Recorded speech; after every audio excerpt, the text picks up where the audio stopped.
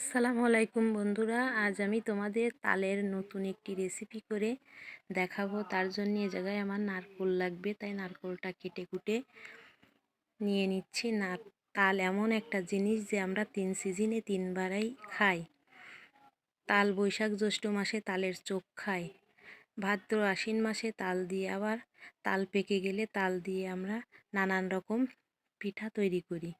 সেই পিঠা খেতে অনেক সুন্দর লাগে, অনেক রকম অনেকভাবে পিঠা তৈরি করি। সেই হাঁটিগুলো আমি ফেলে দিনে এক জায়গায় জড়ো করে রেখে দিই। রাখার পরে এই সিজনে আসলে আমরা সেই তালের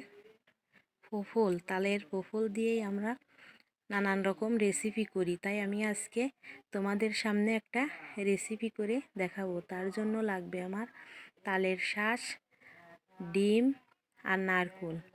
এবার আমি সবগুলো কেটে কুটে এক জায়গায় রেখে দিছি। এবার ডিমগুলো এরকম একটা গ্লাসে, যদি হাত দিয়ে ফেটালে ডিমে হাতে গন্ধ বের হয়, তাই এইরকম একটা গ্লাসে দিয়ে চামিচ দিয়ে আমি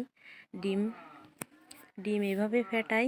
তোমরাও এভাবে করবে, দেখবে হাতে আর গন্ধ বেরোবে না।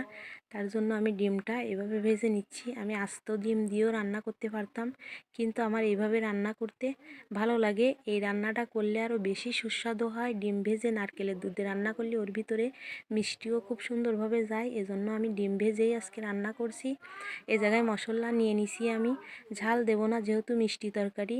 দিয়ে দিছি 2-1 কোয়া রসুন, পেঁয়াজ, অল্প একটু পরিমাণ আদা, জিরে, এগুলো বেটে মশলাটা কষিয়ে ভালো করে এবার দিয়ে দিছি পোফলটা দিয়ে হালকা করে একটু কষিয়ে নিলাম। কষানো হয়ে গেছে। এবার আমি নারকেলটা, হাতে বেশি সময় ছিল না, এই জন্যে হাত দিয়ে ভালো করে চেটকায়ে আমি হাতের সাহায্যেই দিয়ে দিচ্ছি। তড়িঘড়ি করে রান্না করছি, এই জন্য আমি আর কোনো চাকনি ব্যবহার করিনি। চাকনি দিলে হয় কি, এই যে এইটা নারকেলের খাসাটা তরকারির ভিতর পড়ে না। তারপরেও অনেকটা সাবধানে করেছি। এই যে আমার রেসিপিটা দেখো কত সুন্দর আমার নারকেলের ফোফলগুলো ফুলে ফুলে যেন টইটম্বুল হয়েছে। এখন আমি ওই যে ভেজে রাখা ডিমটা কেটে পিস করে দিয়ে দিচ্ছি তরকারির উপরে। এবার একটা ঢাকনা দিয়ে ঢেকে দেবো।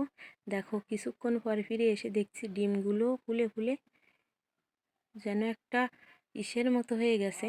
ডিমগুলো ফুলে ফুলে রসগোল্লার মতো হয়ে গেছে। সব শেষে নারকেলের দুধে তো অত মিষ্টি হবে না, এই জন্য আমি দিয়ে দিচ্ছি একটু চিনি দিলে মিষ্টিটা ভালো হবে। দিয়ে দিলাম 2 টুকরো তেজপাতা, ছোটো 2টো এলাচ, সব শেষে দিয়ে একটু নাড়িয়ে দিলাম। বন্ধুরা, এইভাবে তোমরা বাড়িতে একবার হলেও এই রেসিপিটা করে দেখবে কেমন লাগে। তোমাদের যদি ভালো লাগে লাইক, কমেন্ট, শেয়ার করে দিও। হাতে সময় থাকলে একটা সাবস্ক্রাইব করে দিও। দেখো কত সুন্দর একটা কালার এসেছে, ফুলে ফুলে যেন টইটম্বুল হয়েছে। আজ এই পর্যন্ত, দেখা হচ্ছে পরবর্তী কোনো ভিডিওতে।